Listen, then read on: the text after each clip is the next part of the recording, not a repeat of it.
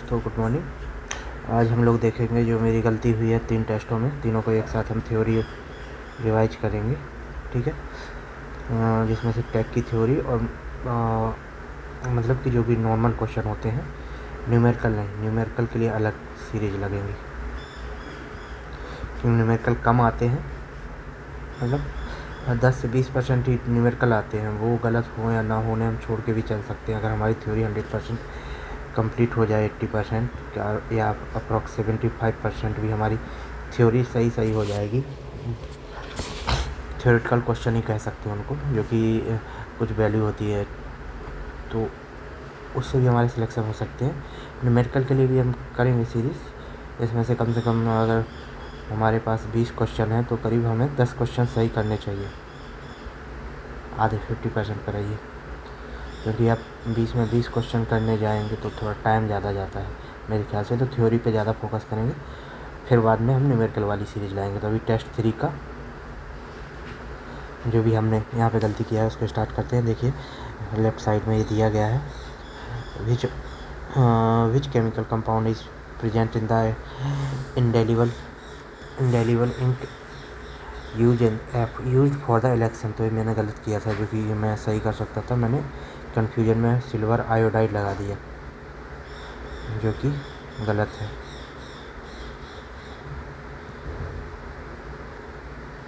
सही आंसर आने वाला है सिल्वर नाइट्रेट। मैं इसलिए लिख रहा हूँ ताकि मेरी प्रैक्टिस होती रहे, आपकी भी प्रैक्टिस होती रहे। आप देखेंगे जितनी ज़्यादा टाइम देंगे जिस चीज़ को, उतना ज़्यादा वो आपके माइंड में सेट रहेगी। ठीक है, अगला क्वेश्चन देखते हैं। It resistance to soap and liquid कितने घंटे तक? 72 घंटे तक। साफ नहीं हो सकती अगर आप उसको थोड़ा सा सेट होने दें, मतलब जमने दें तो। ओवर 25 कंट्री,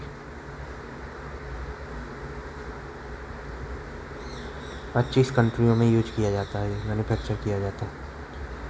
क्या है इसका जो कंपनी कौन करती है? तो Mysore paints and varnish limited. Okay, जो कंपनी प्रोडक्शन करती है उसका नाम है Mysore paint and varnish limited. Okay, develop किसने किया था? प्रोडक्शन इनके साथ किया जाता है, जबकि डेवलप किया था CSIR, central scientist institute of research. क्या है ऐसे फुल फॉर्म कुछ होता है CSIR का, मेरे जवान पे नहीं आ रहा है। हालांकि इनके कई सारे फॉर्म भी निकलते हैं। एक मेरे कोचिंग का लड़का इसमें JEE वाले एग्ज़ाम में रैंक 1 भी लाया है ऑल ओवर इंडिया। केवल एक ही पोस्ट थी, उसी को उसने ग्रैब कर लिया है। आगे बढ़ते हैं। ठीक है, the plan for partition of the India is known as, क्या कहा जाता है उसको? तो 3 जून कहा जाता है। मैंने गलती किया था इसका। तो plan for partition of India 3 जून।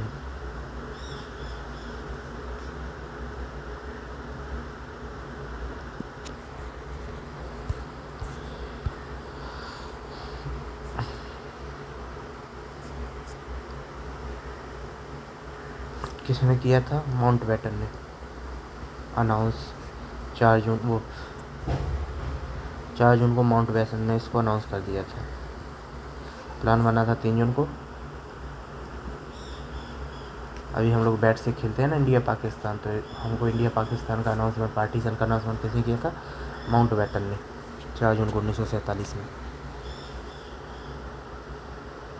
कि कौन सी डेट पे इंडिपेंडेंट किया जाएगा? 15 अगस्त।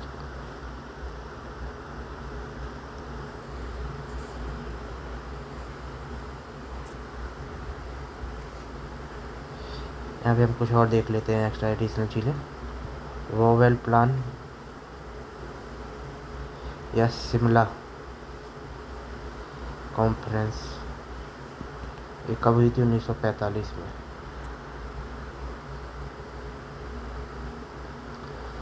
अगस्त ऑफर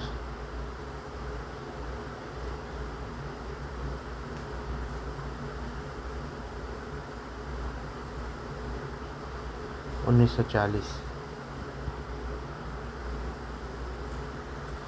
और पूना पैक्ट 1932। इन सब की याद रखनी है डेट आपको, बाकी और डिटेल में आप थोड़ा टाइम देना पड़ेगा। इसकी जगह आप बुक से रीड कीजिए या फिर इसी से रीड कर सकते हैं। Which article describe the right maintain language scripts and cultures 29 में है ये। Right of the language scripts and culture, article 29।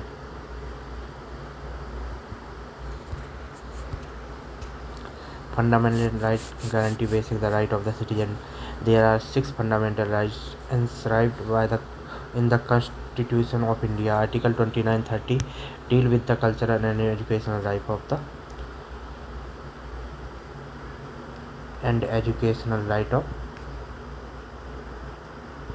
Indian citizens. 29 का ए क्या होता है? All citizen group that resides in India having a distinct culture, language and script in the right of the conservation their culture and language। जबकि 29 का 2 क्या बोलता था? States shall not deny admission into the educational institute maintained by it or those that receive aid from the any person based on race, religion, caste, language, etc.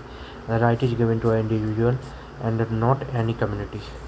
हर किसी को education देना 29 का 2 है। 22 क्या कहता है? Article 22 deal with the protection against arrest. 4 लोग पकड़ के ले गए आपको, 2 4 पुलिस वाले पकड़ के ले गए, तो आपको क्या करना है? Protection against arrest and detention in certain case against. इसीलिए हर एक केस में पुलिस पकड़ के नहीं ले जाती, केवल कभी कहती है कोर्ट में आओ, पक्का आओ, मतलब आना ज़रूरी है। डिटेंशन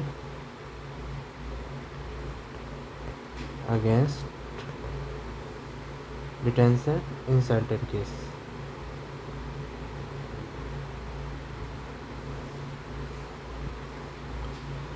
ट्वेंटी 25 में क्या है आर्टिकल? तो guarantee of the freedom of the conscience and the freedom of practice and propagate any religion to all citizen. आपको आज़ादी, काम करने की आज़ादी है, freedom of work.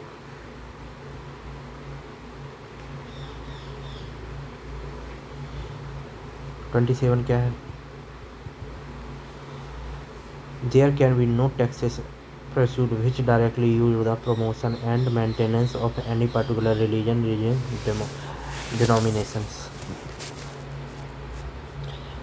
There can be no taxes, tax नहीं लगेगा किस पर? which are directly used for the promotion and maintenance of any particular religious denomination। धर्म के लिए किए गए खर्चे पर कोई टैक्स नहीं लगेगा। अगला क्वेश्चन देखते हैं।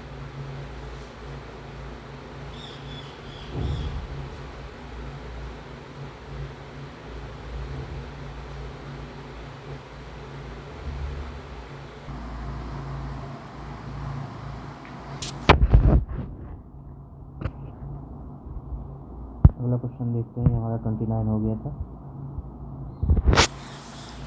27 क्या है? किसी धर्म के साथ पैसा खर्च करो तो कोई दिक्कत नहीं है, धर्म में लोग साथ साथ रहते हैं ना। 27। अगला क्वेश्चन देखते हैं। Who inaugurated Digantara global headquarter in Bengaluru? तो एस सोमनाथ ने किया था Digantara. ISRO chief S Digantara ISRO chief office Digantara headquarter in Bengaluru for space safety के पर्पज़ से ही। The headquarter spread across 25,000 square feet area. Inaugurated Digantara Global Headquarters feature advanced facility for satellite assembly and space surveillance in Bengaluru. Okay, Digantara gear up to launch one of the world's first space-based surveillance satellite. Digantara है world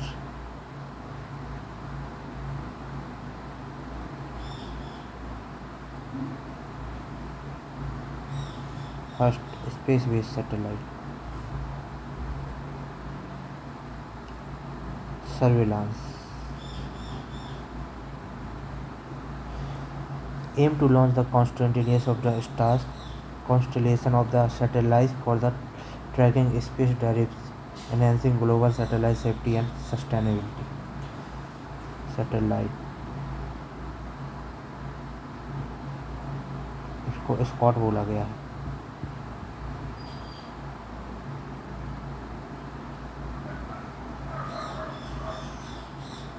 Which of the following day is the celebrated world earth day? तो ये है 22 अप्रैल।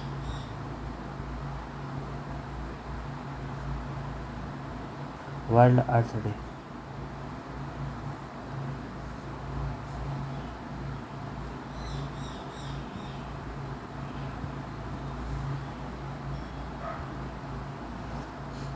Anniversary of the birth of the modern environment movement in 1970। The theme of the year 24 is Planet versus Plastic.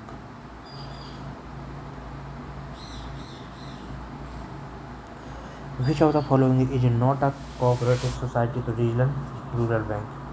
Is not a cooperative societies.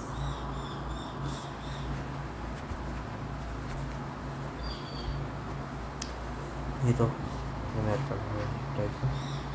इसमें भी देखेंगे तो सारे word जो है ना, गुआवा बनेगा, पपाया बनेगा और मैंगो, इससे क्या बन रहा है? ऑरेंज बन रहा है, ऑरेंज बनेगा, जबकि इससे मैंगो बनेगा। मैंगो में सिंगल बीज होता है इसलिए ये अलग है, बाकी सब में मल्टीपल बीज होते हैं, सीड्स होते हैं। ये क्वेश्चन मेरे से नहीं हुआ क्यों पता नहीं। 9 1 10 100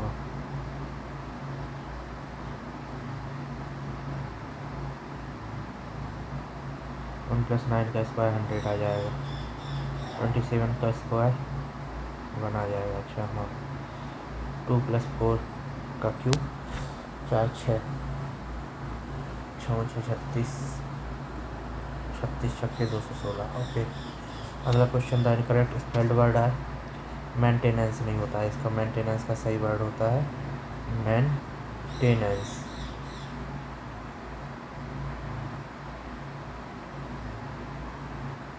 ओके, ई होता है। अगला वर्ड देखते हैं क्वेश्चन। अ लॉन्ग शॉट मतलब होता है परफेक्ट एम।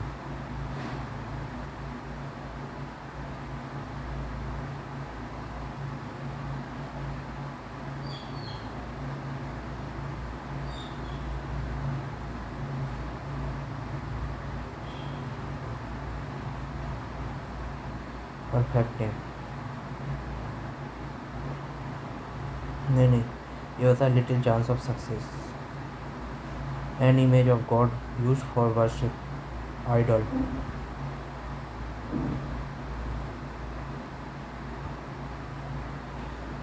सेलिब्रियस का क्या होता है? इसका सही होता है beneficial. Salubrious beneficial.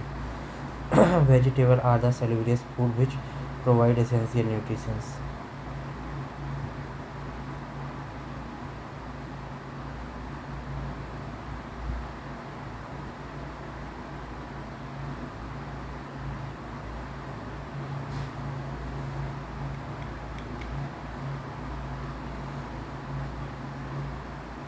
सेलिब्रियस beneficiary.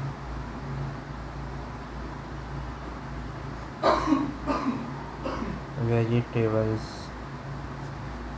are the salubrious foods which provide essential nutrition. अगला क्वेश्चन देखते हैं। यहाँ पे विकेरियस भी दिया गया जो एक्सपेरिमेंट था मैंने से थ्रू द फीलिंग और action of the another person. Insidious मतलब means someone that are unpleasant, dangerous, insidious. Septic which means the infection caused by bacteria.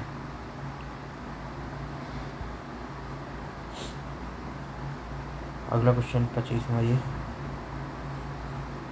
Social economical meta discipline in which economic interest in social political and cultural behaviour. Interest को बताना है एंटीनिम्स। Interest mean क्या होता है? बढ़ावा देना। I think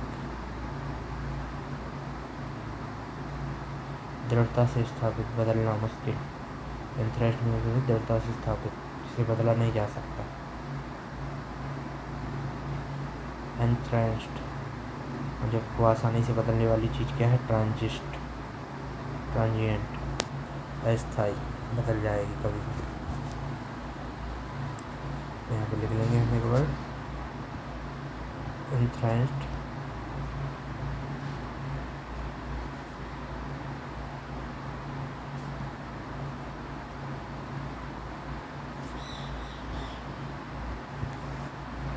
दृढ़, अस्थायी।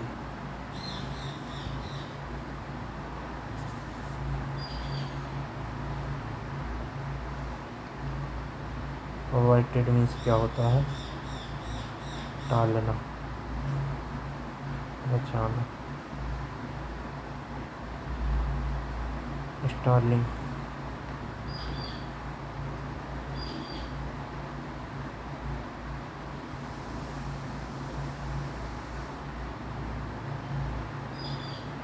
Startling, Australian.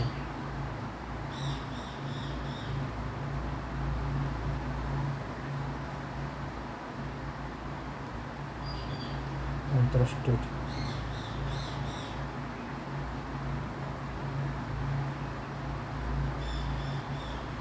सौंपना।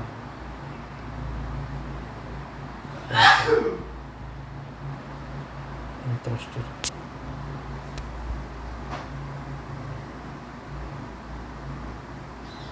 Stranger by flower the dead man's Graves.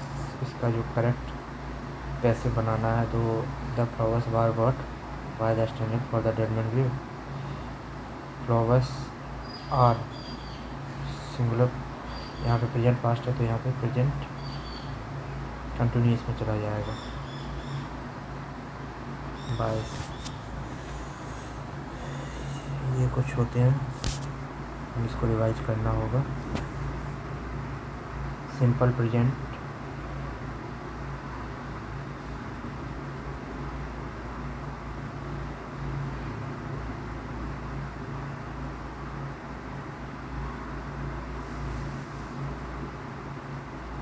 अगर सब्जेक्ट प्लस V1 या V5 दिया गया हो plus object,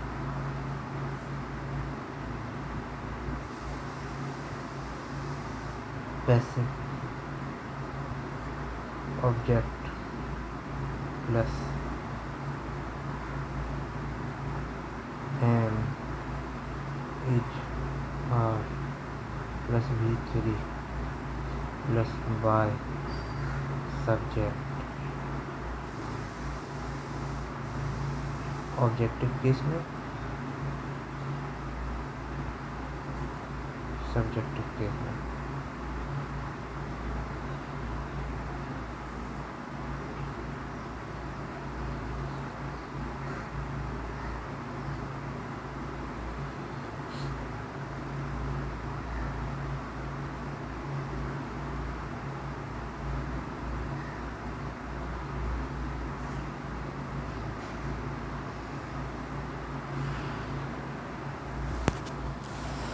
To form the new word of the prefix a can be added by which of the one? A true, a care, a bad, a lie, नहीं a bad. Bad is the a bad, which means the legitimate word in English. A bad is an archaic term.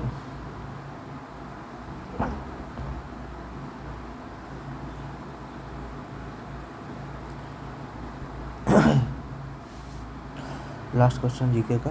Complete the sentence choosing the suitable preposition which are going to Mumbai air. By air, from air, in air, no, by air, by bus,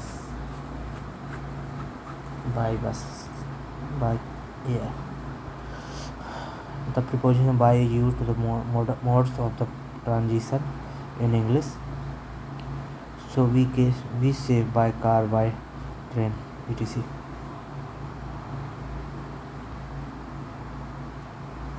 चलिए अब आ गया take.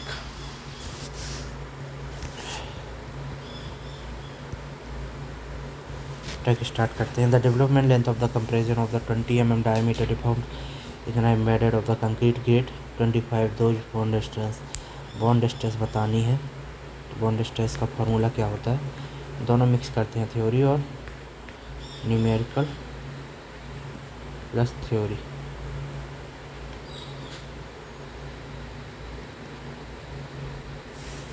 यहाँ पे पहले हम केवल theory के रूप में लिखेंगे, बाद में न्यूमेरिकल करेंगे.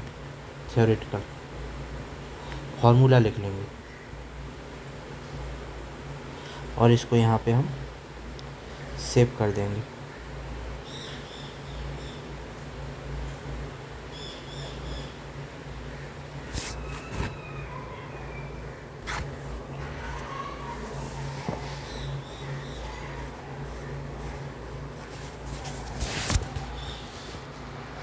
तो यहाँ पे जो फार्मूला लगना चाहिए था वो डेवलपमेंट लेंथ का LD बराबर 0.87 FY into 5/4 tau BD. General condition में हम लोग लिखते हैं 0.87 FY into 5/4 tau BD.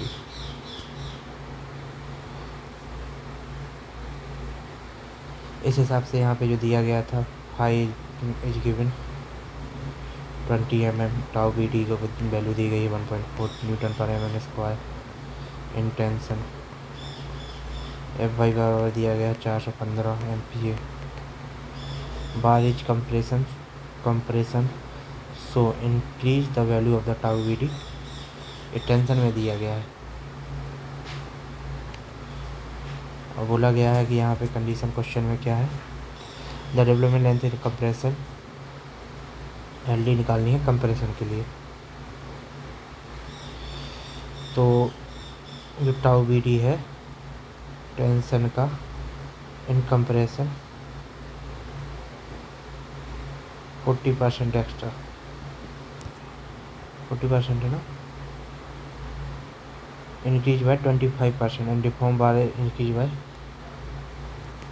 Compressor में जाने के लिए अगर compressor increase the value of the tau BD 25%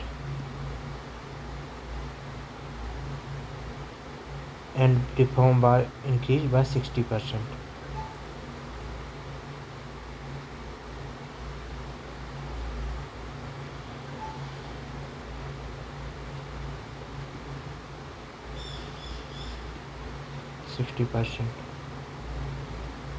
तो फिर एक कंप्रेशन के लिए आ जाएगा. फिर यहाँ पे लिखेंगे टाउ BD बराबर 1.4 इंटू 1.25. यहाँ पे बार जो दी गई है डिफॉर्म दी गई, डायमीटर डिफॉर्म्ड बार ग्रेड 415. ठीक है, इसलिए इसमें कंप्रेशन में इसकी वैल्यू टाउ BD की बढ़ जाएगी जो कि होगी यहाँ पे दी गई थी 1.4 जो कि 1.25 और 1.6 से 68 से बढ़ जाएगी, जिसकी वैल्यू आ जाएगी 2.8 न्यूटन पर mm²। अब डेवलपमेंट लेंथ देखेंगे। LD बराबर 0.87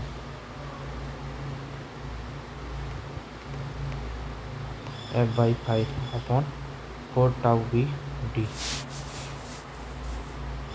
वैल्यू रखेंगे 0.87। Fy की वैल्यू कितनी है, 415 है, इंटू फाई की वैल्यू कितनी है, 20 mm है, divide by 4 into tau B D की वैल्यू 2.8 है। इसको हम इंडिविजुअल भी रख सकते हैं, अगर कटने पे आएगा 25 नहीं कटेगा, वो 2.8 ही सही है।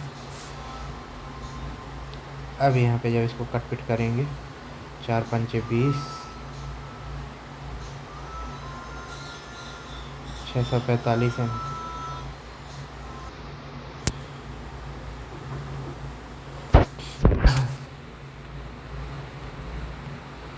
अगला क्वेश्चन है ये, consider the figure pick up the correct statement from the following.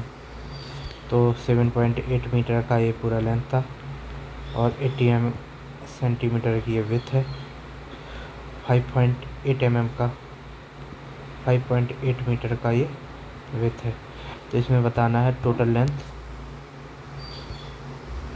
सारी चीज़ें बतानी है। Total length center line for 4 wall is 20 meter. Center line method से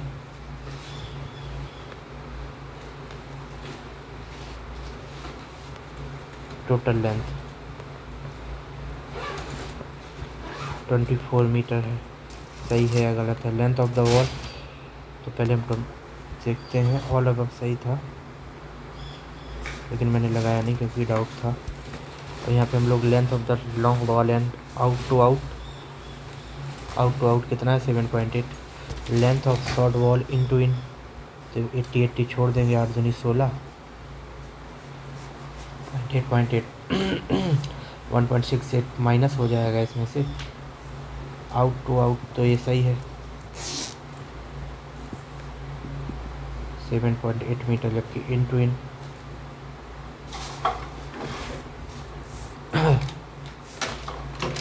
1.6 माइनस हो जाएगा, तो 8 में से 2, 4.2 आ जाएगा, 4.2 मीटर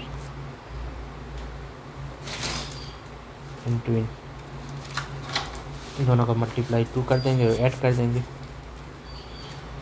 तो length of the long wall out to out इतना into in 5.8, short wall into in 5.8 कैसे हो जाएगा, गड़बड़ दिया ये। थिकनेस ऑफ द वॉल इतनी, center line of the long wall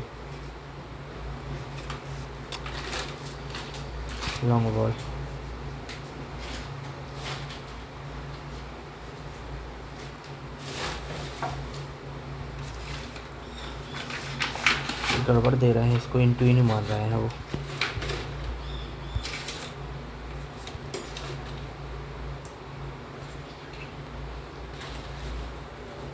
breath of the one side minus, अच्छा आउट टू आउट ये होता है सेंटर लाइन और plus half breadth of the one side plus half breadth of the another side, इसलिए ये total यही आ जाएगा। मतलब 7.8 तो नहीं आएगा, गलती है मेरा ये शायद। Long wall, length of long wall out to out 7.8 है। अब इसको जो हम बनाएंगे, length of long wall out to out, center length plus half एक साइड प्लस V/2 एक साइड बराबर हो जाएगा ये इतना।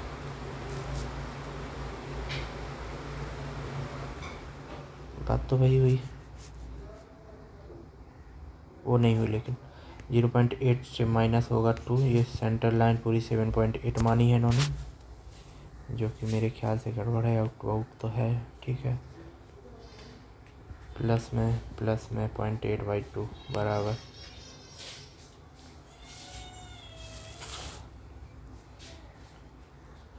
0.8 आ जाएगा। 7.8 में 0.8 जुड़ेगा, माइनस होगा ये।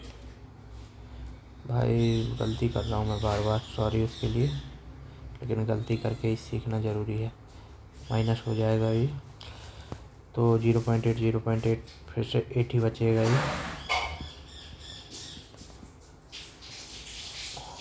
तो ये 7 मीटर रह जाएगा length of the centre line.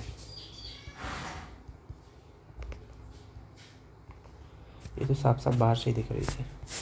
इसी तरह इसकी सेंटर लाइन भी 5 मीटर ही बढ़ेगी। Total length of the centre line क्या हो जाएगी, दोनों का मल्टीप्लाई बाई 2, 7 5 12 गुणा 2 बराबर 24 ही है, जो कि पहला आंसर सही करता है। Okay,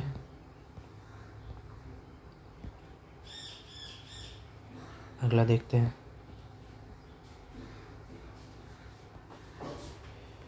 the length of the long wall out to out is 7.8, सही है। Length of short wall in to in 4.2, सही है, ये भी सही है, आंसर है। अगला देखते हैं। The unit soil pressure of safe bearing pressure is also known as. Safe bearing pressure को क्या बोलते हैं, net gross paper safe bearing pressure, net safe settlement, net allowable bearing pressure, net allowable bearing pressure नहीं है, जो कि net safe settlement pressure है।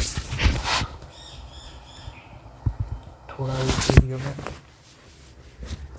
Mind set गड़बड़ हो रहा है, थोड़ा दिमाग कहीं और जा रहा है, इसलिए सब थोड़ा कमज़ोर है। थोड़ा आप स्टेबल रहें, जो भी देख रहे हैं व्यूअर्स।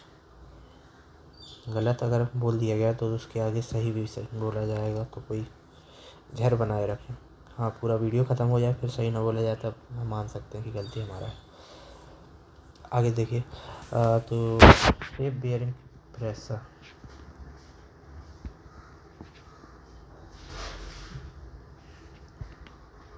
और क्या बोलते हैं, तो उसको बोलते हैं net safe settlement pressure.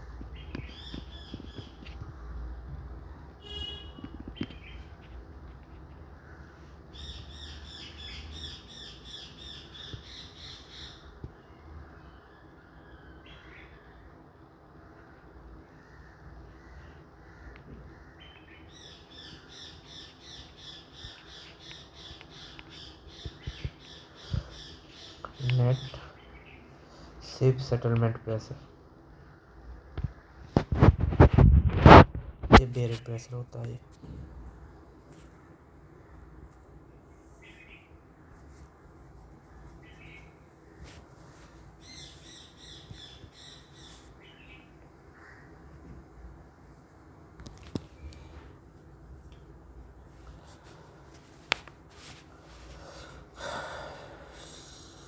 S T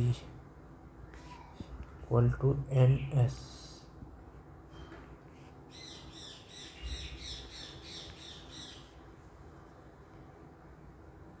The maximum pressure of the soil without undergoing settlement in excess the permissible value of the structure is called allowable bearing capacity or net shape bearing pressure or shape bearing pressure.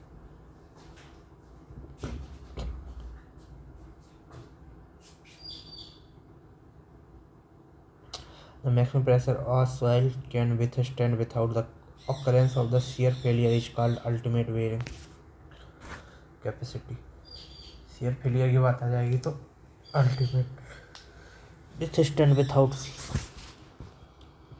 The net pressure at the base of the foundation is in excess of the initial overburden pressure which a soil can withstand without shear failure called a net ultimate bearing capacity। Net pressure बोल दिया तो net ultimate हो गया है यहाँ पे, maximum pressure बोल दिया तो अल्टीमेट हो जाएगा शेयर के केस में। यहाँ पे जो मैक्सिमम प्रेशर बोला गया है वो अलाउबल बेयरिंग कैपेसिटी हो गई है, नेट शेप बेयरिंग कैपेसिटी हो गई और शेप बेयरिंग हो गया। यहाँ the factor of the Q net ultimate बराबर होता है क्यू अल्टीमेट माइनस ओवरबर्डन।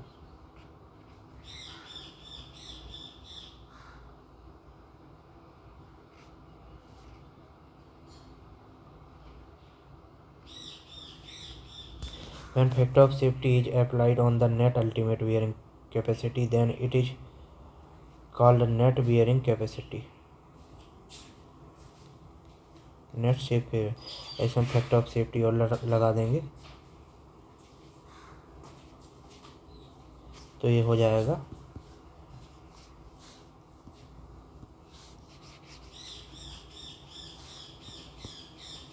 इसमें अगर फैक्टर ऑफ सेफ्टी और लगा देंगे तो ये हो जाएगा net safe bearing capacity QNS। Safe bearing capacity क्या होता है? Safe bearing capacity QS equal to QNS plus effective overburden pressure.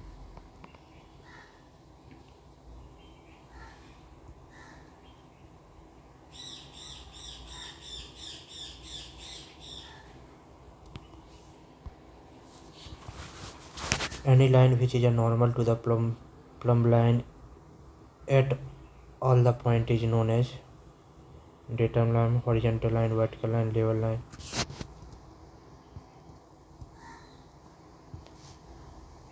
Normal to the plumb bob is datum line, ये level line, level line सही है क्या? मैं datum लगाया था। level line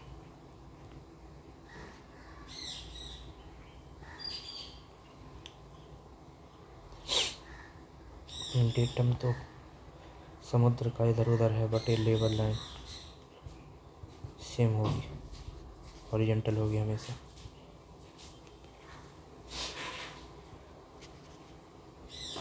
ये डेटम हो गई।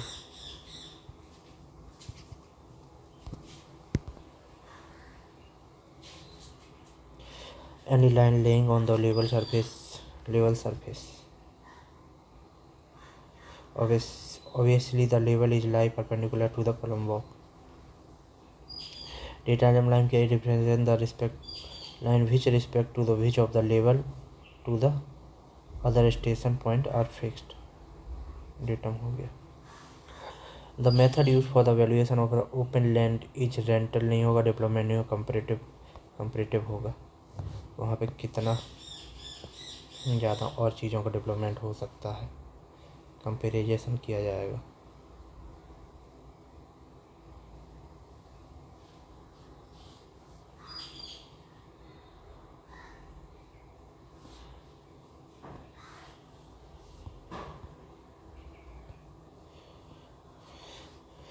कंपैरेटिव ओपन लैंड के लिए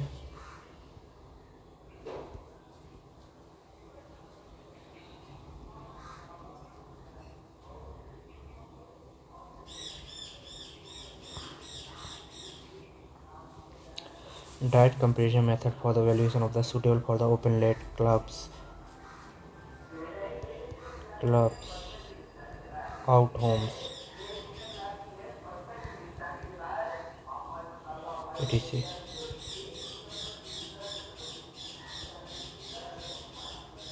यहीं पे अगर प्रॉफिट बेस्ड देखेंगे तो ये होता है शॉप, होटल, सिनेमा etc. एक होता है development method for the valuation.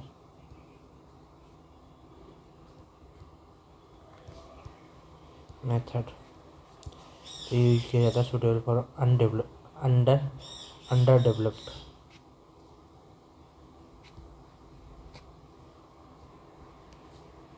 Property के लिए।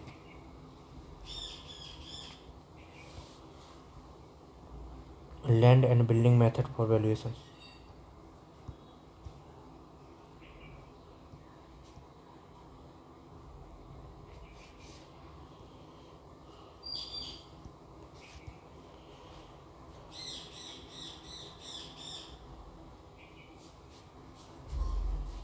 suitable for special purpose property such as a school, police station etc. के लिए rental method of valuation suitable for the various property for a property new building.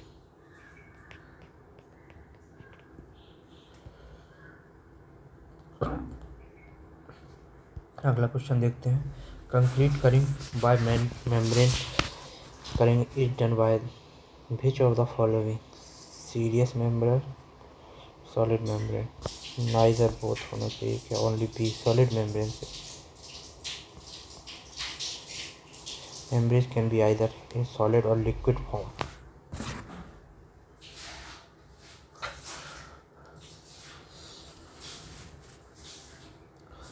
Bituminized waterproof paper and wax emulsion, bituminous emulsion, plastic film are the commonly type of the membrane used, either solid or liquid.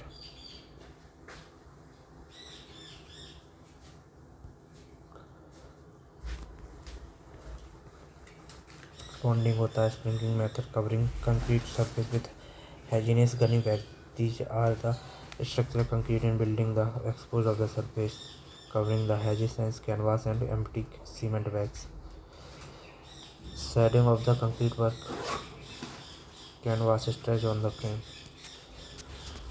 In a uniform I section beam, where does the largest shear stress act? I section.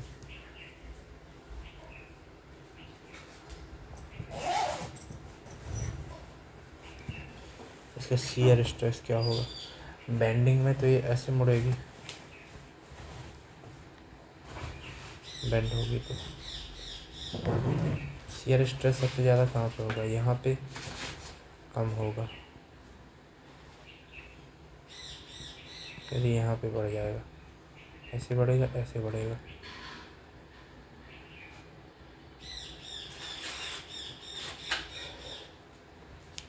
हमने top most पे लगाया था, लेकिन अब neutral axis पे maximum लग रहा है इसका, कुछ इस हिसाब से। हाँ, ऐसे ही तो बढ़ता है, लेकिन अचानक से इंक्रीमेंट होता है। यहाँ पे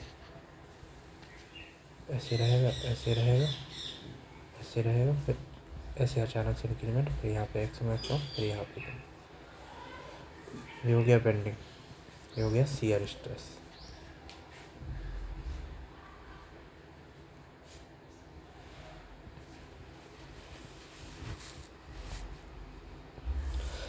फॉर्मूला F बराबर BQ/I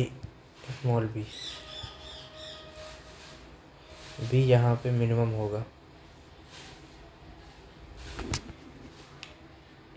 Q बराबर होता है A/Y।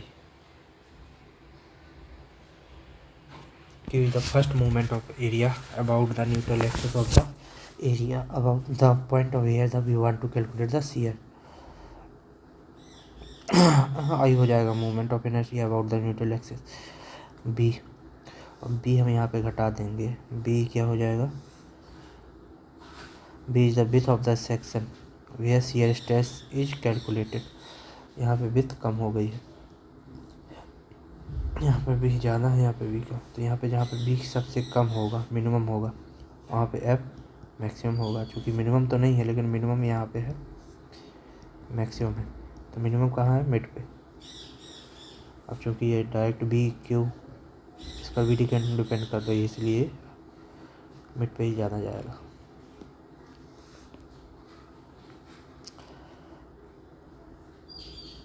I section, the intensity of the shear stress is maximum at the centroid of the section which is a neutral axis as shown in figure। V हो जाएगा shear stress और shear force, Q हो गया है AY first movement of inertia,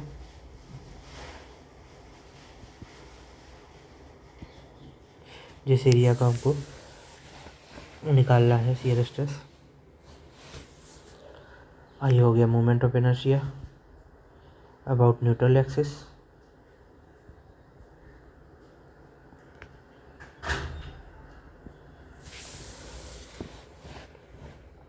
एक दो तीन। B हो गया विड्थ, एट द सेक्शन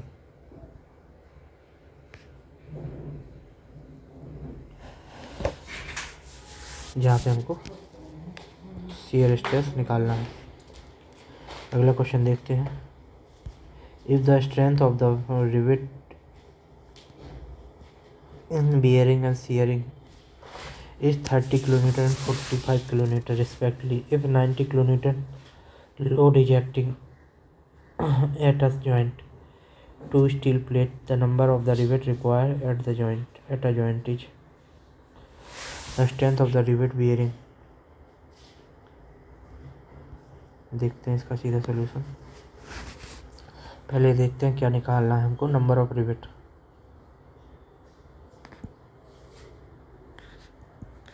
इसका आरवी वैल्यू होती है मिनिमम ऑफ एन है ये, एन बराबर होता है force at the joint divide by RV. Rivet value क्या होती है? आरवी होती है rivet value, number of rivet RV होती है रिवेट वैल्यू।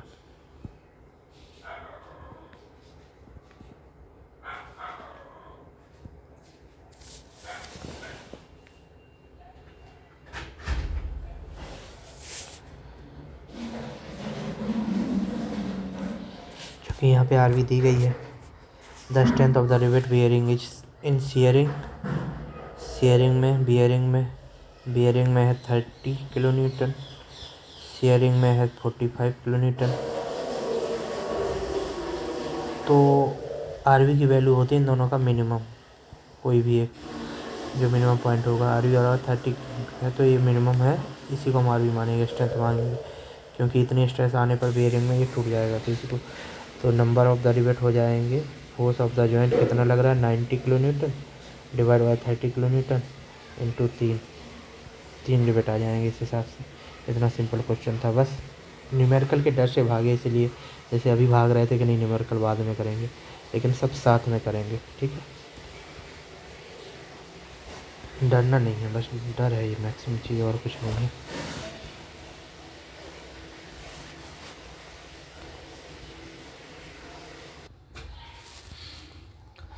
अगला क्वेश्चन है, if the mean of the coil diameter and wire diameter of a helical compression or tension spring are doubled, then the deflection of the spring under the same applied load will be। Diameter है तो double हो गया है, तो फिर वो double ही होगा। I think half हो जाएगा, आधा हो जाएगा। हाँ आधा हो जाएगा, डबल हुआ ना तो आधा। कैसे फॉर्मूला होता है, deflection of the helical spring is 8W dq n g d की पावर 4 dq। हमने डायमीटर किया है स्मॉल डी, वो कैपिटल डी, जब मीन डायमीटर हो जाएगा कैपिटल डी। डी क्या है? Mean diameter of spring coil. Small D क्या है? Diameter of the spring wire.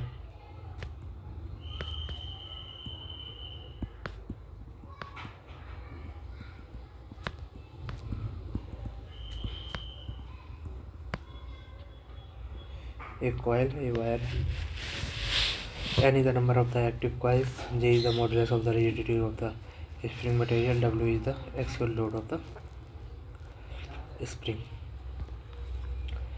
तो डेल्टा में अगर हमने यहाँ पे D2 बराबर हो गया 2D1, तो इस फॉर्मूले से डेल्टा वन बराबर कितना आएगा? AW D1Q माइनस D1QN अपन GD की पावर 4।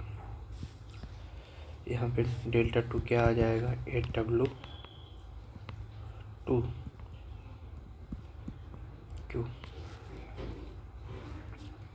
N अपन GD की पावर 4।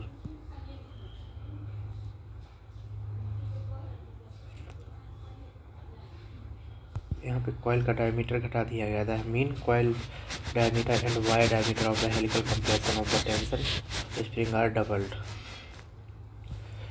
D1 बराबर भी 2D1 हो गया है, D2 बराबर भी 2D1 हो गया है, तो यहाँ पे 2D1 हो जाएगा पावर 4। 3 बार जाएगा 2 की पावर 3 अपन ये 2 की पावर 4 बाहर आएगा, 3 सारे से कट जाएगा जो कि हो जाएगा Δ1 बराबर Δ2/2।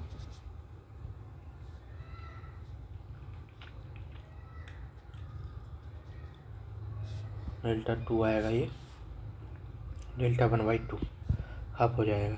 The deflection of the spring under the same applied load will be half.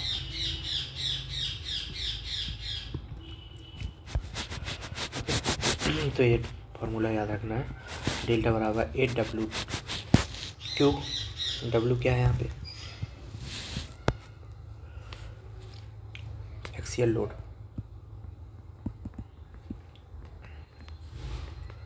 N क्या हो जाएगा, number of active coils,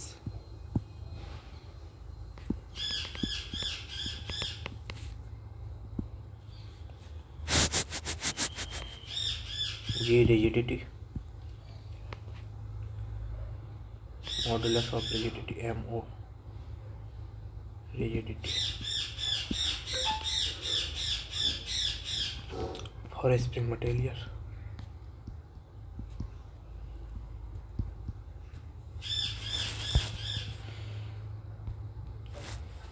the contact pressure, the contact pressure for a rigid foundation on a cohesionless soil is,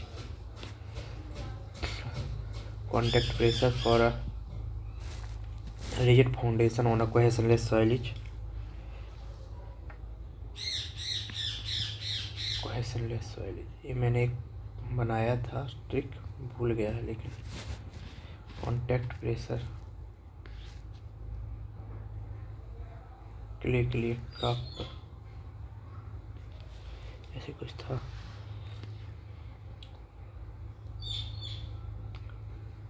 Saint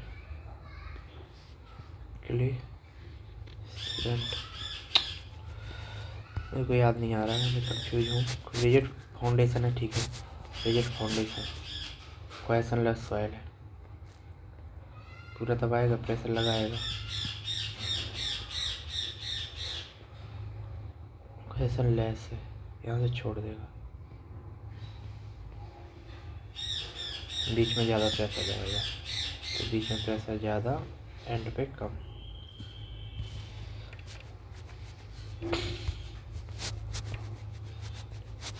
outer reach,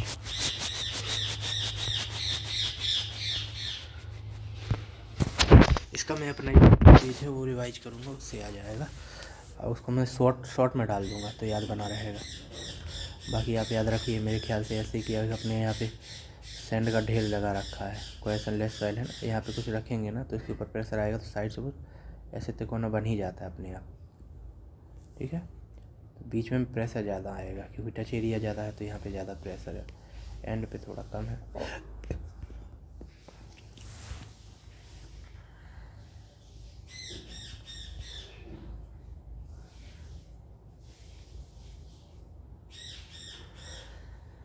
flexible है तो अगला देखते हैं, ये तो कंफ्यूज करेगा। सॉइल के लिए सैंड के लिए कंडीशन थी, कोहेशनलेस थी ना,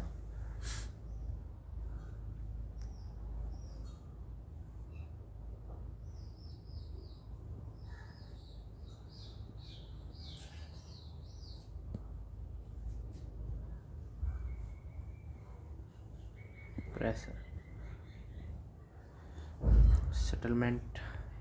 सेटलमेंट और देख लेते हैं इसका। रिजिड कंडीशन है, रिजिड फुटिंग के केस में कोहेशनलेस सॉइल है, यहाँ पे एक बार बना लेते हैं, कोशिश करते हैं रिजिड फुटिंग के लिए। कोहेशनलेस सॉइल अर्थात cohesive soil, contact pressure maximum at centre, sand के केस में contact pressure maximum at centre,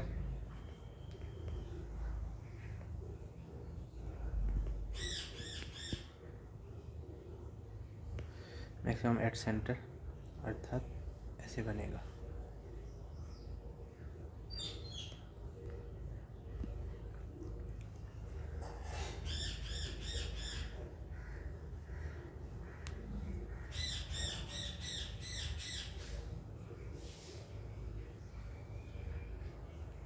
maximum at centre,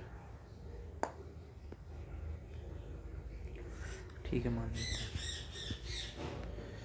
और settlement and zero at the edge, zero रहेगा एज पर, कुछ है ही नहीं, ठीक है। इस हिसाब से सेटलमेंट यूनिफॉर्म होगा यूनिफॉर्म सेटलमेंट होगा, धसेगा तो पूरा धसेगा। जबकि कोहेशनलेस सॉइल के लिए, कोहेसिव सॉइल क्ले के लिए contact pressure minimum at center,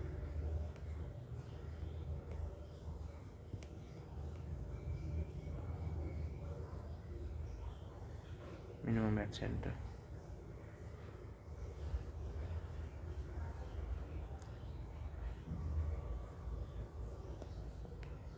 and maximum at the edges, settlement uniform होगा, सेटलमेंट दोनों में यूनिफॉर्म होगा लेजर के केस में। लेकिन अगर फ्लेक्सिबल वाला है तो कोहेशनलेस सॉइल के लिए, सैंड के लिए कॉन्टैक्ट प्रेशर यूनिफॉर्म हो जाएगा, सीपी यूनिफॉर्म हो जाएगा। और जबकि सेटलमेंट फ्लेक्सिबल में maximum at the center, minimum at the center and maximum at the edge.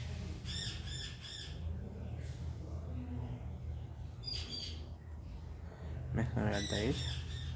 और इसी प्रकार एक क्ले के लिए हो जाएगा कॉन्टैक्ट प्रेशर यूनिफॉर्म, जबकि सेटलमेंट हो जाएगा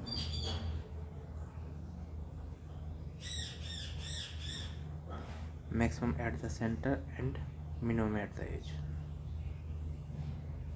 ओके, इस हिसाब से मेरे को थोड़ा कंफ्यूज करता है ये टॉपिक, इसको मैं रिवाइज करूँगा फिर से शॉर्ट में, तो याद बना हो जाएगा। Fly ash is adopted to concrete,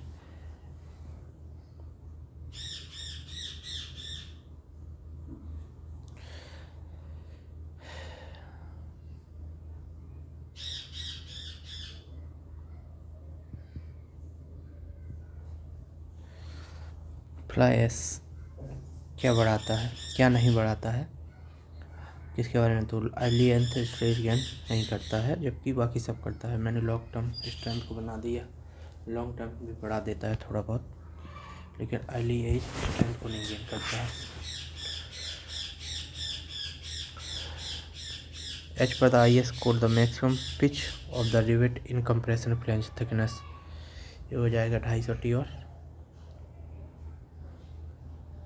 12 T, 200 T और 12 टी।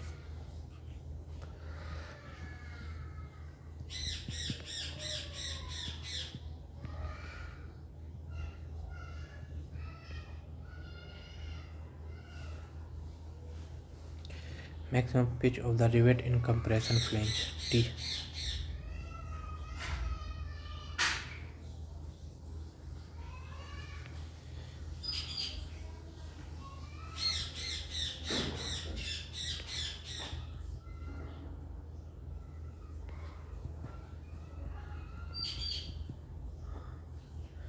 कंप्रेशन के लिए लेसर देन 200 mm और 12 T,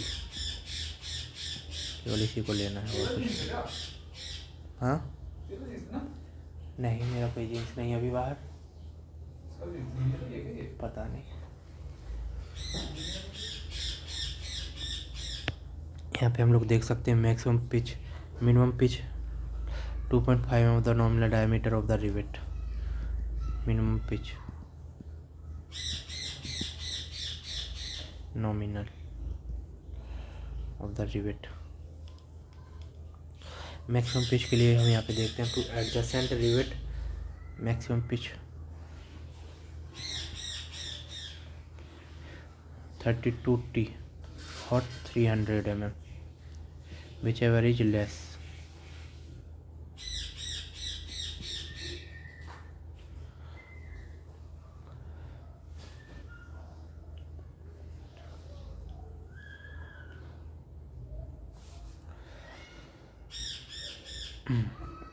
rivet lying in the parallel to the forces in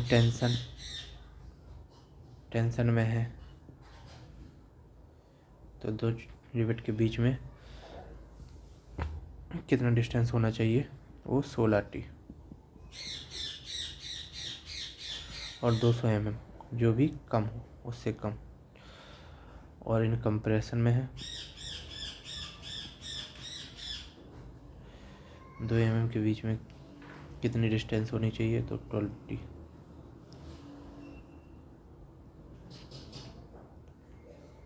pre stress 43, compression 12t और 200 mm।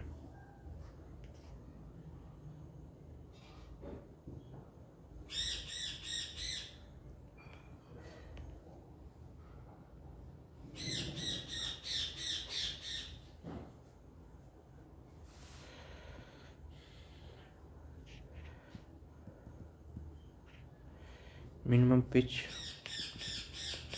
2.5d, ये ऊपर हो ही गया था।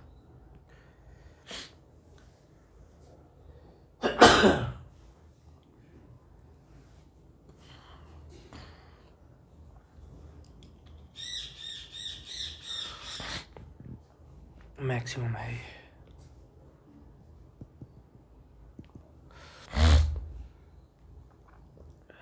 Tacking rivet.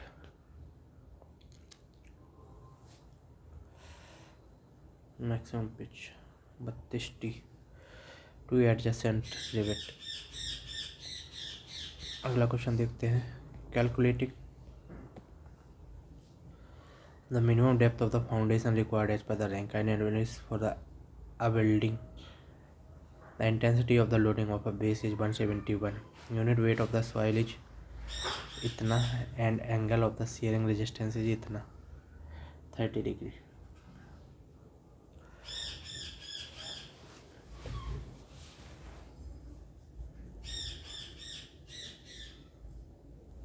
जल्दी से क्वेश्चन खत्म किए जाए।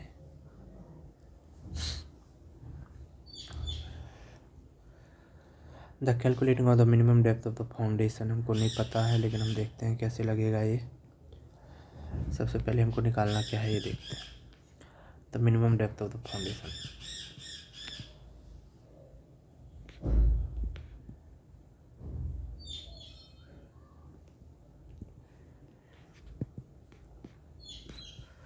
D F is equal to Q U Y, Y नहीं ये गामा है,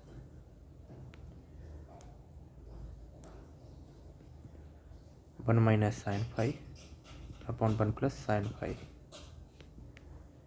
का होल स्क्वायर। यहाँ पे हमको क्या क्या दिया गया है पढ़ते हैं question. The calculation of the minimum depth of the foundation required for the Rankine analysis of the building, intensity of the loading at the base, you दिया गया है 171। आई थिंक ये गलत भी हो सकता है, आगे देखेंगे। यूनिट वेट गामा दिया गया है 19 kilo newton per metre square, metre cube. Angle of the shearing phi की वैल्यू दी गई 30 डिग्री, ठीक है। यहाँ पे देखेंगे it provided the guideline of the minimum depth of the foundation based on the bearing capacity of the soil by bearing capacity of soil. Q U is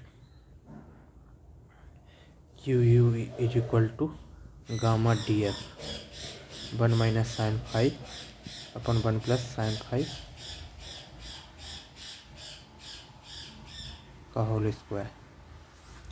sorry 1 plus sine five ऊपर होगा, 1 minus sine five नीचे होगा।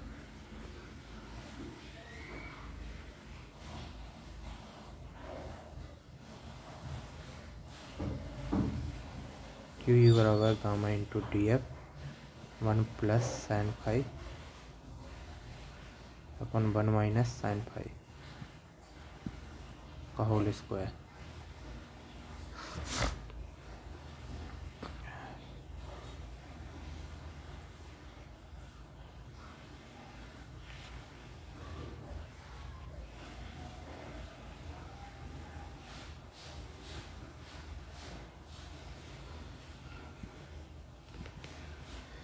D F बराबर Q के U 171 दिया गया है यहाँ पे।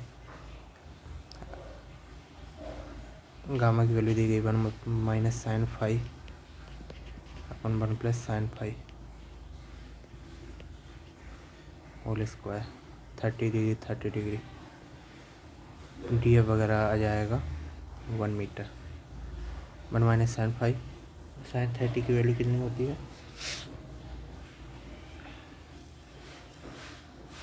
साइन 30 0 की 0 1/2 होती है 1/2 वही 1/2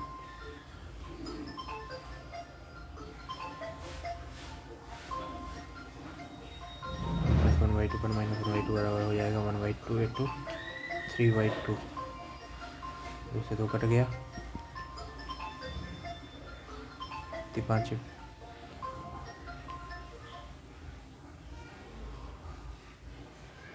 81 का होल स्क्वायर भी तो है ना, ये तो कट जाएगा 171/19 इंटू 1/3 का होल स्क्वायर 3 का 9 आ जाएगा 9 कम 9 9 81 कट जाएगा 19/19 बराबर 1 मीटर आ जाएगा। ओके, तो minimum depth of the foundation का फार्मूला ये है, बट जो बेसिक फार्मूला है बियरिंग कैपेसिटी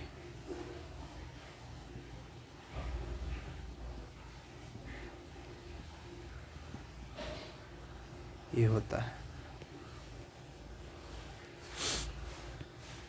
अगला क्वेश्चन देखते हैं। 2 footing 1 circular and other strip are founded on the square surface. एक क्वेश्चन पूछा जाता है, कई बार पूछा गया है ये, आप लोगों को भी याद रखना चाहिए, मुझको भी याद रखना चाहिए। देखते हैं, एक है 2 फुटिंग, एक 1 सर्कुलर फुटिंग है and other are strip footing founded on the surface of the purely cohesive soil diameter of the circular footing and width is same, D and P is equal to same, then the ratio of the ultimate bearing capacity of the circular of strip। तो इसका जो formula बनता है फार्मूले में ही change हो जाता है, वही रह जाता है केवल। तो मेरे ख्याल से ratio of the ultimate bearing capacity of the circular to strip footing, तो सर्कुलर की कम होती है जबकि स्ट्रिप की ज़्यादा होती है आई थिंक।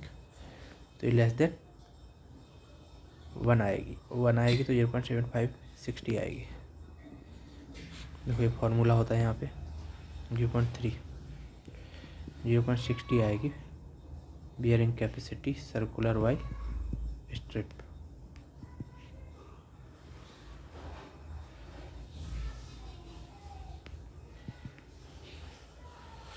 अब यहाँ पे देख लेते हैं हम लोग क्या कैसा है। तो फार्मूला होता है क्यू यू बराबर 1.3 CNC plus Q N Q plus 0.3 N gamma D F. ये किसके लिए? सर्कुलर फुटिंग के लिए, जबकि स्ट्रिप फुटिंग के लिए अल्टीमेट बेयरिंग कैपेसिटी हो जाएगी CNC plus Q N Q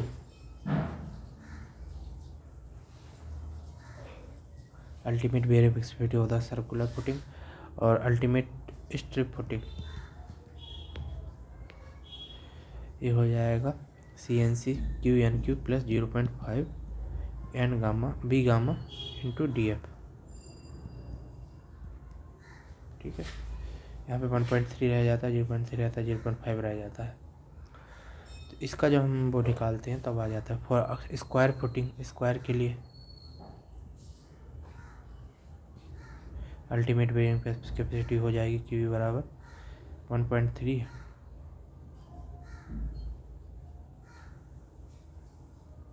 CNC plus gamma D F into NC N Q plus 0.4 B gamma B N Q.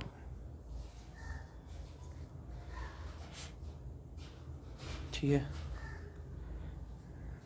B into gamma into D F, और D into gamma into df.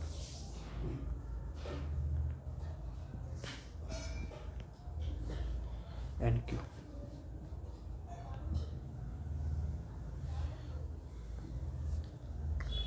D F क्यों कर दिया मैं, ये गलती हो गया मेरे से। D gamma into N gamma, B gamma into N gamma, gamma into B gamma into N gamma.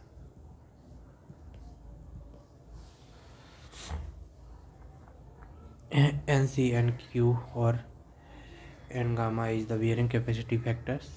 इस हिसाब से हम यहाँ पे देखेंगे तो सरफेस फुटिंग डी एफ बराबर 0 हो जाएगा।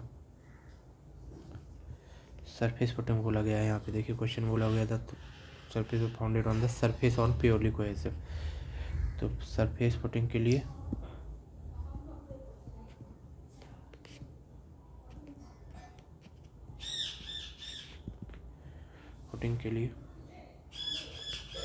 डी एफ बराबर 0, क्यू बराबर 0, डी एफ बराबर 0,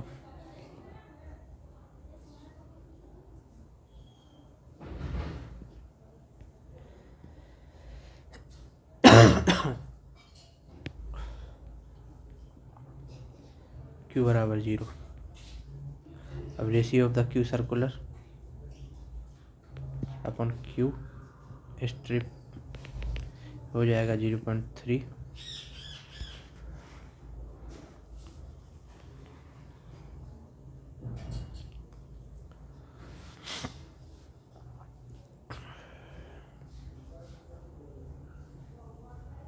डी बराबर बी है और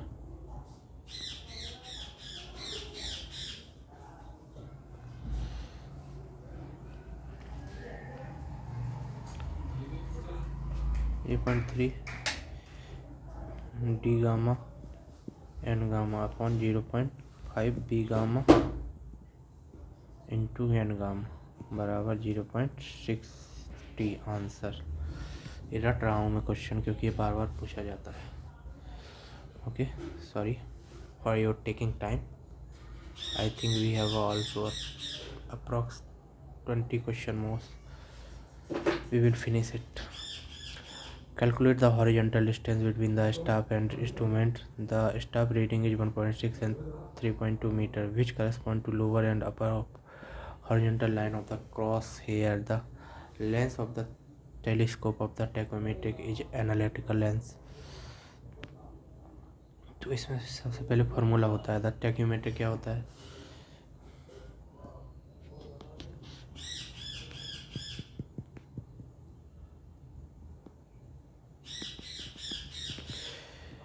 Tachometric is nothing but a transient theodolite fitted with a stadia diaphragm.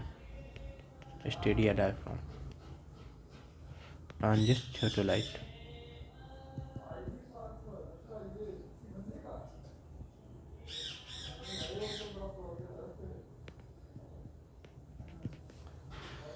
Fitted with a stadia diaphragm.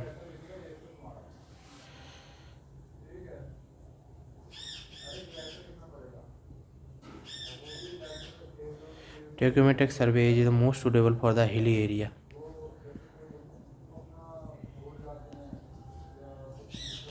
Maximum error in tachometric 1 in 1000. And tachometric horizontal distance is given by the horizontal distance.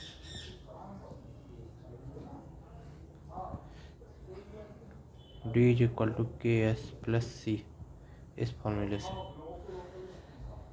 K is the FYI, which is called the multiplying constant, and constant C is equal to F plus D, is called additive constant. Additive ADDC multiplying constant.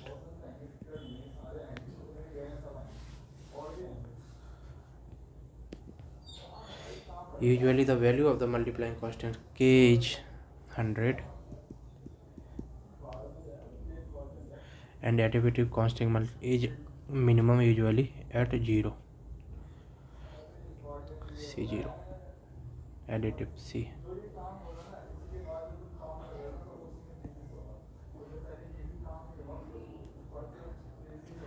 One to cover, one to cover, 0 कर दे रहा है पूरा additive.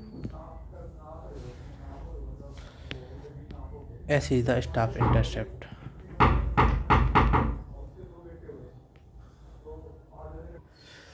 हाँ, तो यहाँ पे जो D distance हम कैलकुलेट करेंगे अकॉर्डिंग दैट, तो यहाँ पे हमको दी गई है क्वेश्चन में। देखते थे, calculate the horizontal distance between the staff of the intersect.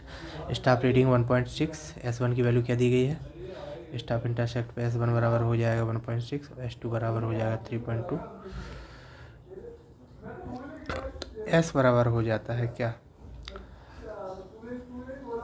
Staff intercept. तो इन दोनों को माइनस कर देंगे, 32.2 से माइनस 1.6, कितनी डिस्टेंस बचेगी बीच में, 1.6 ही बच जाएगी। तो डी बराबर रखेंगे यहाँ पे, के बराबर 100 रखेंगे। हाँ, किसी तरह मिल गया भाई पानी। 100 के बराबर 100, एस बराबर हमारा है 1.6 प्लस सी बराबर 0 हो गया है, तो हमारा यहाँ पे 1.160 मीटर ये डिस्टेंस आ गई है इसकी हॉरिजॉन्टल डिस्टेंस। तो ये काफ़ी इजी था, बट फार्मूला याद ना होने की वजह से और इसको हम डर की वजह से नहीं कर पाए। लेंस आ द एनालिटिकल लेंस, ये जो चीज़ें दोनों हैं एनालिटिकल लेंस के लिए है, जो कि यूजुअली ली जाती हैं। What is the effect of the ambient temperature of the ultimate biological oxygen demand और BOD ऑफ द वेस्ट। एम्बिएंट टेम्परेचर के बाद फिर डिक्रीज होने लगता है, आई थिंक नहीं, remain unaffected by the temperature. Ultimate biological oxygen, ultimate sorry by BOD नहीं है, अल्टीमेट है ये, अल्टीमेट, जबकि BOD भी तो होनी चाहिए थी ना। देखते हैं, it is the amount of the biodegradable organic matter presence in the sewage sample at any temperature. The amount of the organic matter presence does not change any temperature, does not change, so the ultimate BOD will remain the same of the any temperature.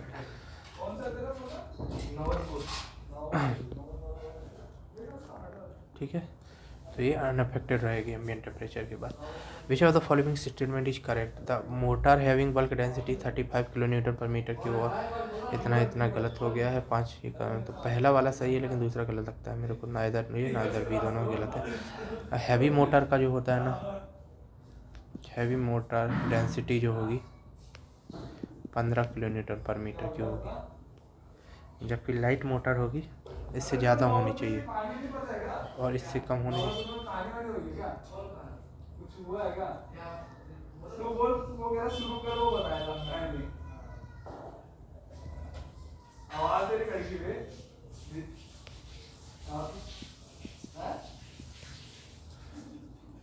एक ही point होता है, इसको याद रखना है, गलत हो गया मेरा। In density in design of the one way continuous as पर the 456, the list of the movement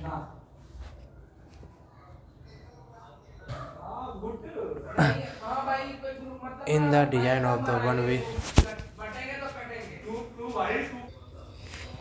in the design of the one way continuous syllabus IS 456/2000, the list of the movement coefficient that are close to extract value of the maximum load effect can be used if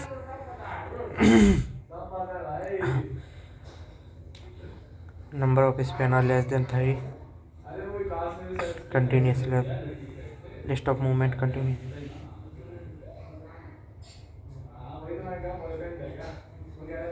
Length of each span should be differ by 15% of the longest.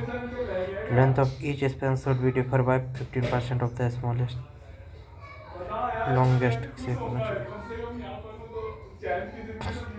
Maximum load effect can be used if maximum length each span should be not differ by 50% of the longest.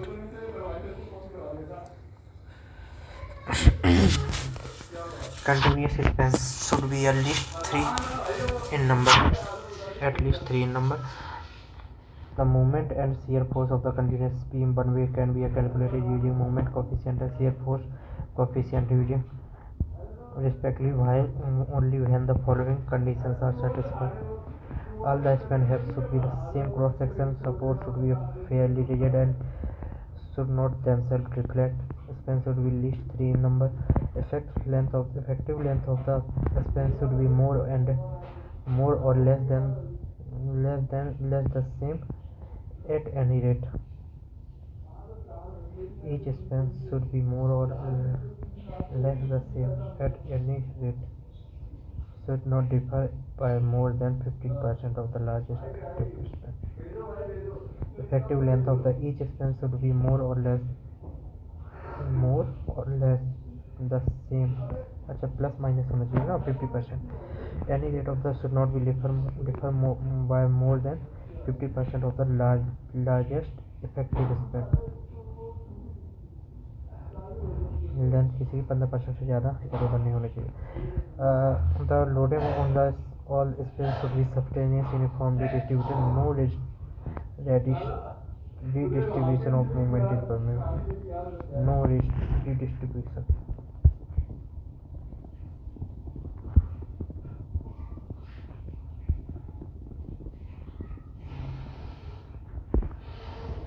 A short long column, a short angle used to connect the and outstanding leg of the leg maintained member is long angle, leg angle, equal angle.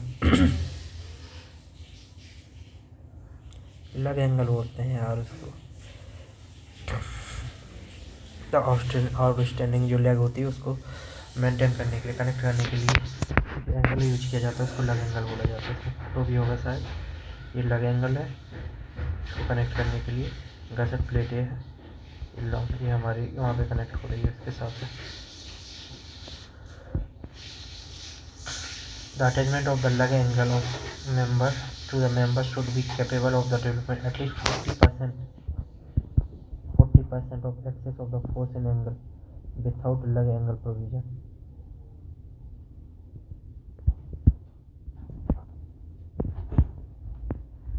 Important चीज़ है leg angle, उसको देखना पड़ेगा.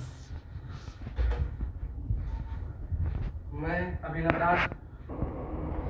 तो लग angle क्या होता है? It is the additional angle of the connector of the along the tension according to IS provision. Lug angle and their connected gusset are और support other supports members should be capable of the development strength greater than 20%, developing strength greater than 20% in excess of the force of the outstanding leg. Should be capable 20% तो ज़्यादा कर सकते हैं beer. तो लग angle का एक 20% वाला मैटर है और एक 40% वाला है.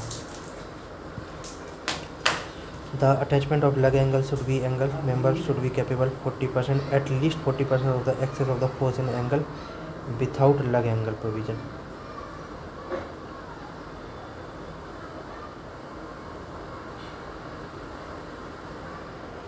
विथआउट है तो 40% increase in excess. Attachment of the lug angle to the angle member should be capable of development angle 40% excess. इस लग एंगल के साथ में जो है वो 40% है. 40% ज़्यादा होता है विथआउट, अगर आप लग एंगल लगाएंगे तो उससे ज़्यादा. ठीक है, विथ लग एंगल 40% हो जाएगा, जबकि हम विथआउट लग एंगल के प्रोविज़न के साथ रखेंगे तो और लग एंगल और there connection should be 40% of the force in outstanding law. 20% outstanding leg पे भी बियर परमिट, जो भी है आप थोड़ा देख लेना. In steel reinforcement calculation RCC additional length to bent 45 degree bent up reinforcement bar is क्या होगा इसका 42 नहीं 84 है. ये आपको स्टेट बार के लिए इतना 2 × 48 डबल बेंटअप बार हो गया ना ये 45 बेंटअप.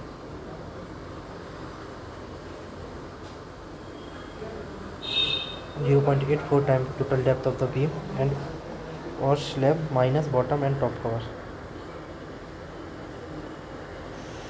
2 × 42 इसके हिसाब से ही इसको मैं शॉर्ट में डाल दूँगा एक। अगर H per the IS 383 what is the permission limit of the abrasion value for the non abrasion concrete? 30 है कि 40 है? 50 है। नॉन एब्रेशन के लिए 50। यहाँ पे आप देख सकते हैं एग्रेशन वैल्यू बेस कोर्स के लिए लेस देन 50% और सरफेस कोर्स के लिए लेस देन 30% या इक्वल टू 50% या 30%। और एग्रेटिव इम्पैक्ट वैल्यू बेस कोर्स के लिए 40% से कम या 35% से कम और बिटुमेन के लिए और WBM वाटर बम कैटम रोड के लिए 40 से कम होना चाहिए बेस कोर्स, जबकि 30%। Flakiness respectively test should be less than 50% या equal to 50%, elongation 50%, angularity number 0 से 11, soundness less than 80% और MgSO4 और per percent Na2SO4, water absorption less than 0.6%, stripping value less than 5%। अगला question, in curve beam the normally nature of the stress distribution is clear या circular, linear हो, hyperbolic. Curve beam है तो hyperbolic. क्या है? Stress distribution hyperbolic होता है, याद रखना है ये क्वेश्चन। फॉर्मूला क्या है? सिग्मा थीटा बराबर M//A R minus Y.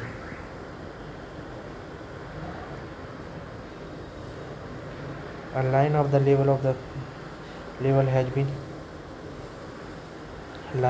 has been run from benchmark of elevation 25.32 meter and end of the another benchmark.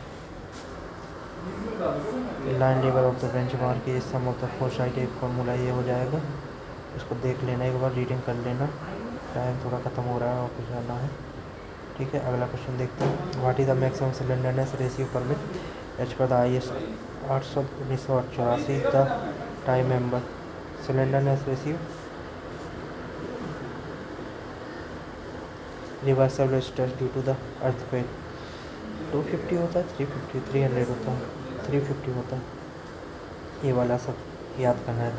Compression में केवल तो भी 180 या टेंशन में केवल तो भी 180 डायरेक्ट से देन अब member subjected to compression for resulting from other combination load के साथ तो 250, कंप्रेसिव प्रेशर तो बीम अगर लेटर के साथ 300, मेंबर रिवर्सिबल 350 और ऑलवेज टेंशन होगा तो 400।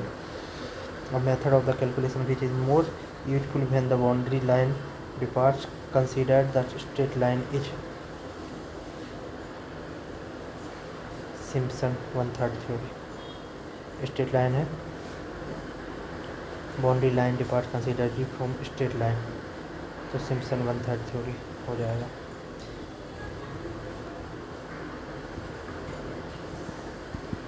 विच of the following is known as the formwork of vibrator? Known as formwork vibrator तो स्क्रीन वाइब्रेटर नहीं, एक्सटर्नल वाइब्रेटर। फॉर्मवर्क वाइब्रेटर को एक्सटर्नल वाइब्रेटर बोलते हैं। इसके और कई सारे टाइप भी होते हैं, इसको आप रीड कर सकते हैं। एक्सटर्नल वाइब्रेटर ये है, स्क्रीन वाइब्रेटर निकले होता है। These are known as the shutter vibrator और स्क्रीन वाइब्रेटर। अगला question, identify the correct statement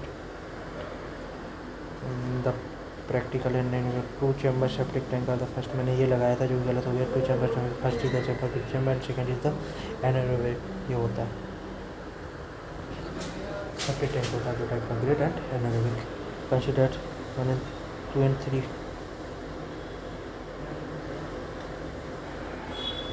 question को the consider the following statement regarding the under enforcement rectangular section under concrete develop allowable stress. Under enforce है ना, तो concrete develop stress less than the allowable stress, सही बात है। और तीसरा steel develop allowable stress tensile, हाँ tensile तक पहुंच जाता है, सही बात है, गलत हो गया मेरा से। अगला question, which of the following is responsible for the corrosion of the concrete sewers? Nitrogen. Septic condition से यहाँ पे वो होता है, जबकि कोई भी नाइट्रोजन चीज़ों से नहीं होता है।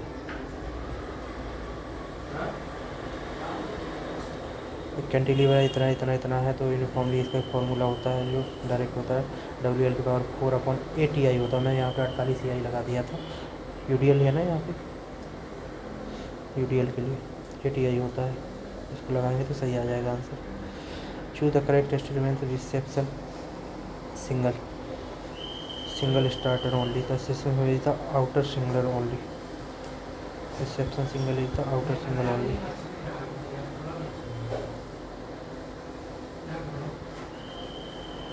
थोड़ा सा क्वेश्चन और रह गया बाबा। रिसेप्शन आउटर, रिसेप्शन पे बुलाया जाए, मतलब आउट हो जाओ। लास्ट क्वेश्चन रह गया भाई। अकॉर्डिंग टू द क्या होता है 30 मिलियन स्टैंडर्ड, गलत हो गया। 150 मिलियन स्टैंडर्ड पर हम flexible payment based on the CBR value use to the measurement of the traffic control route which following is 150 MSC। Okay, तब तक अब अगला क्वेश्चन, अगला टेस्ट अगली बार मिलेंगे। ओके, बाय बाय, धन्यवाद।